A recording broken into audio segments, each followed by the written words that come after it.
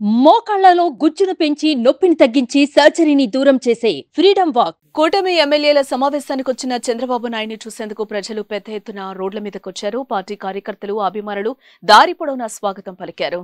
N convention లో కూటమి సమావేశం అనంతరం ఉండవల్లి ప్రయాణమైన చంద్రబాబును చూసేందుకు మదనపల్లికి చెందిన ఓ మహిళ కాన్వాయ్ వెంట పరుగులు పెట్టింది.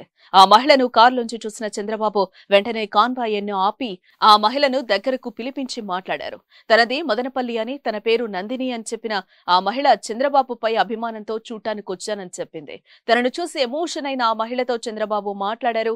సెక్యూరిటీని అడిగి ఆమె వివరాలు తెలుసుకున్నారు.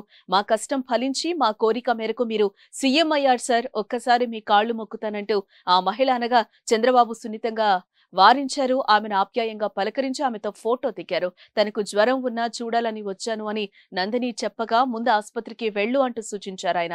ఆమె ఎక్కడుంటారో తెలుసుకునే అవసరమైన వైద్యం సాయం చేయాలని పార్టీ నేతలకు చంద్రబాబు నాయుడు సూచించారు. సుమన్ టీవీలో మీ పర్సనల్ అండ్ బిజినెస్ ప్రమోషన్స్ కోసం కింది నెంబర్కి కాంటాక్ట్ చేయండి.